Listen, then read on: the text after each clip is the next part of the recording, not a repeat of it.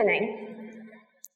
The majority tells us that girls with long hair wearing dresses are normal, that boys with short hair playing cards are normal, and that heterosexual relationships are normal. But what is normal? Where is the justification for these judgments? We define normal as typical and expected, but somehow we've come to understand it in terms of right or wrong.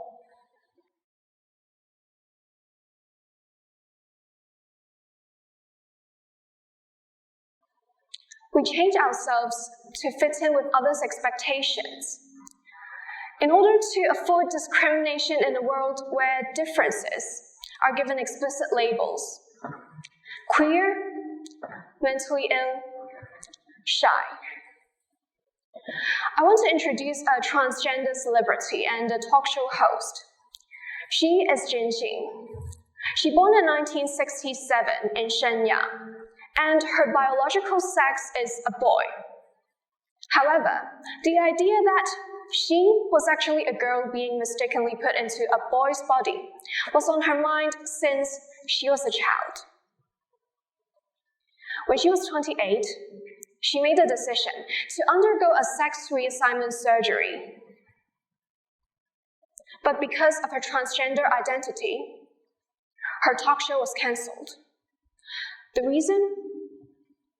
Her identity could have negative effects on society.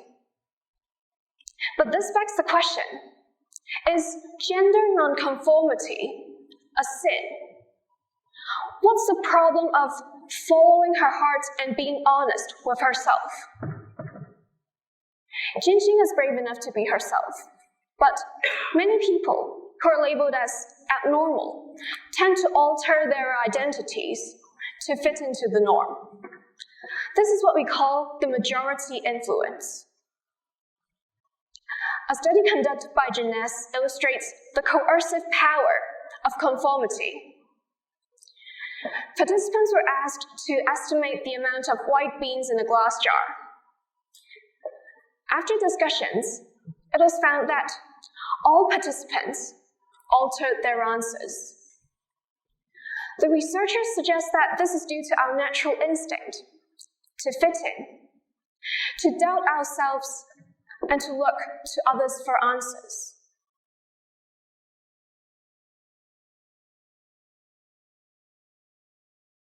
Our perception of the world is built up by others, who shape and share how we perceive the world. And our perception of what is normal itself is not based on facts or lived experience, but from our friends, family, or even the internet. For instance, although LGBTQ awareness has come very far, we still see heterosexuality as the norm, and this belief is so prevalent that, according to Pride in London, 74% of the LGBTQ community feel the need to lie about or hide their gender or sexual identity.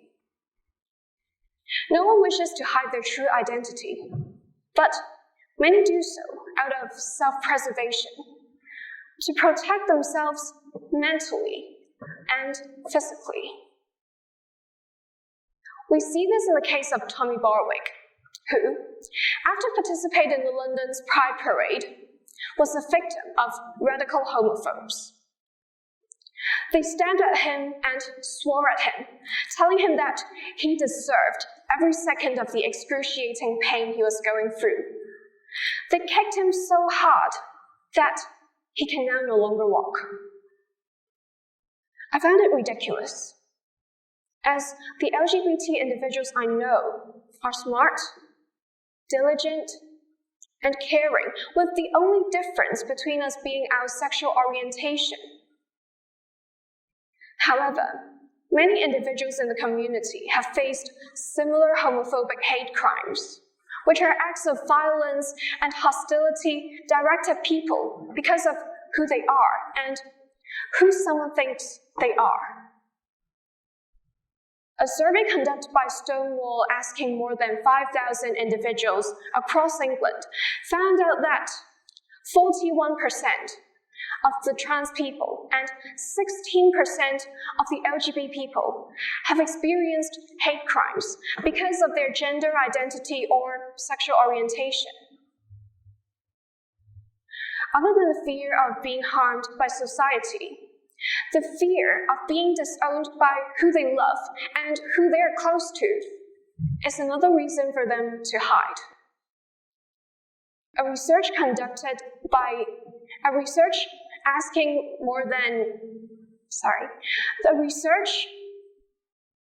interviewing young queer individuals found out that individuals who had experienced rejections from family or other family members were 8.4 times more likely to have attempted suicide. The rejections they face from family, friends, and society is traumatic. They are ostracized and unable to fit into the community to which they were otherwise used to. And the pain they were experiencing isn't just emotional. Naomi Eisenberger's 2012 study showed that social rejection activates the same brain area as physical pain.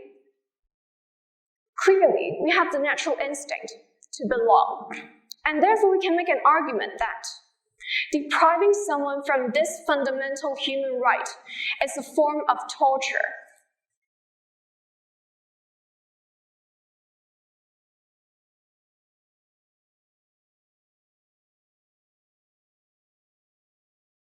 Given that those in the LGBTQ community face such rampant discrimination, it is imperative that, as their friends and family, we support and affirm their decision and their identity, for instance, through the use of pronouns,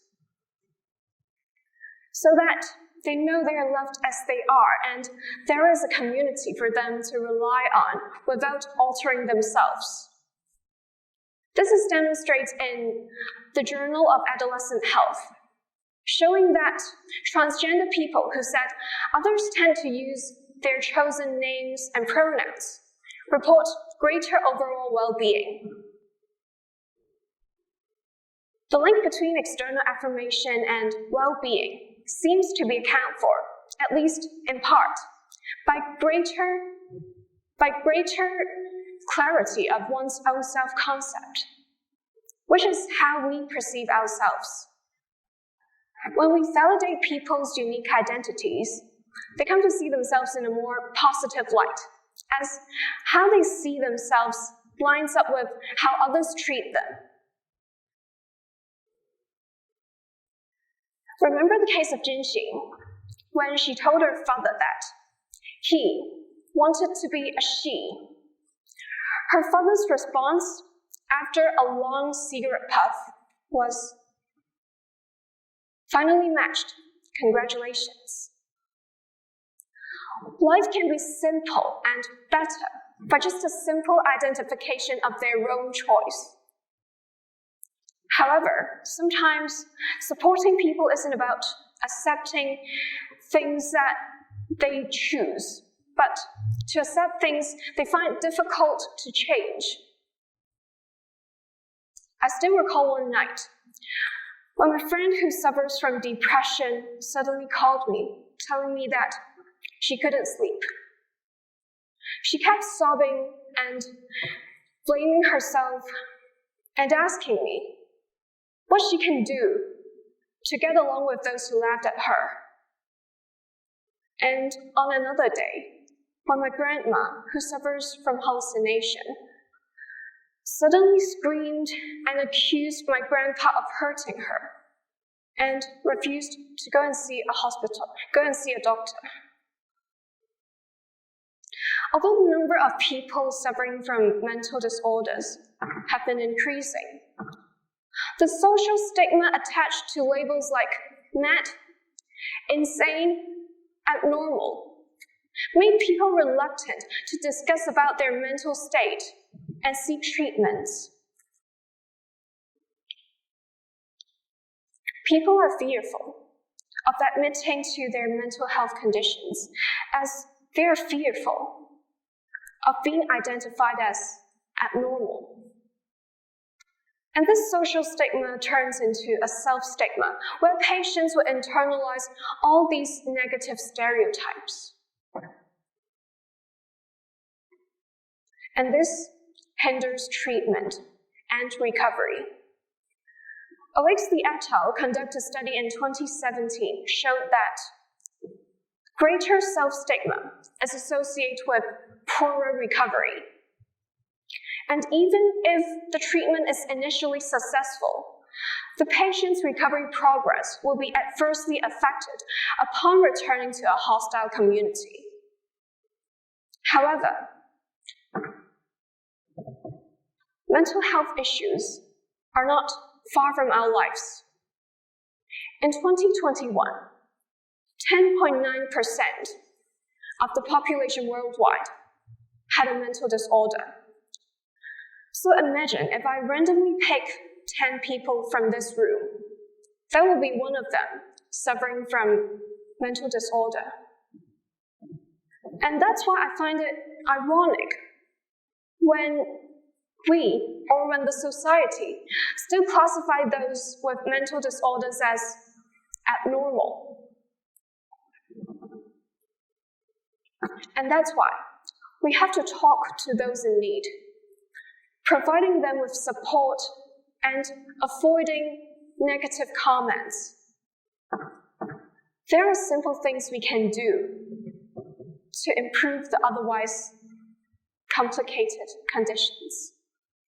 And the point I want to make is that mental health issues are not far from our lives. It is a silent monster affecting the silent majority. Clearly, false perceptions are what's worsening the condition. And we change ourselves to construct a socially acceptable image to become a person who we believe is expected. And in other words, we are not ourselves, but the looking glass self.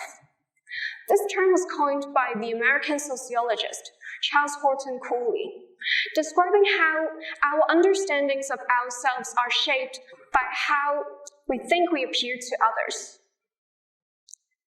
The stress of attaining good grades, the pressure of keeping with friends, and the anxiety of entering a good university are, to a large extent, the negative impacts of pleasing the looking glass self. We strive to be classified as successful and to be recognized by others. For example, people love to judge others using words like introvert or outgoing. But have you ever thought that such descriptors are just a community's creation? They're to create in and out groups solely based on features that one has.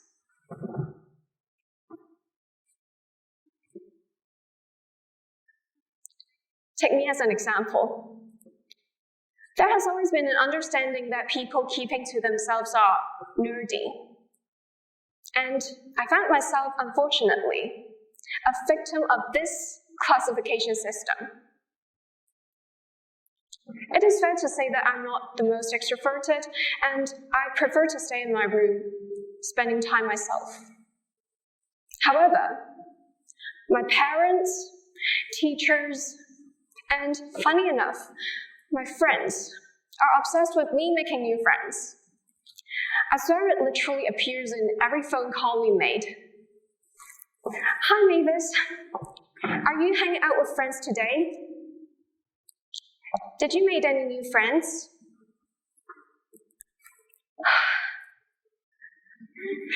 Every people surrounding me keep telling me that being an introvert is no good, that it makes you look so awkward.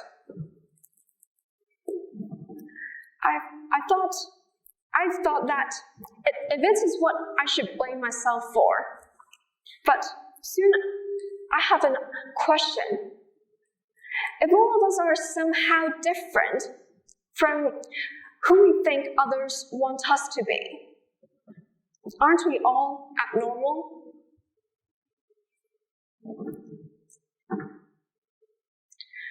Hiding our sexual orientation, hiding our mental health condition, hiding our true personality are all things we do in an attempt to be a normal person. But ironically, the action of classifying a person as normal is in itself abnormal. As we want to be rational and objective, but how can we do so if normalcy is just a relative concept instead of a general truth?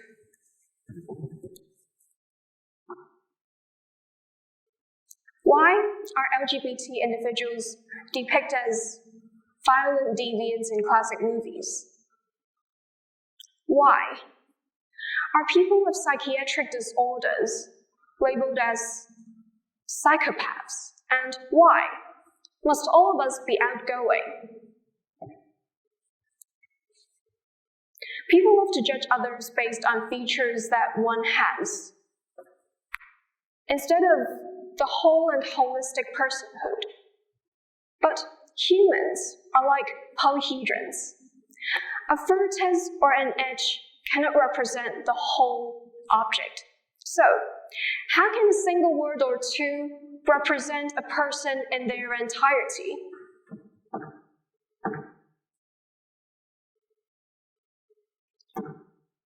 Please remember, being unique is never a bad thing. Do what you want to do. Say what you want to voice. Never be confined by the idea of normal or abnormal. Finally, I'll leave you with a quote from Jinxing. When she was asked in an interview that if she is a man or a woman, her answer, I'm myself. Thank you.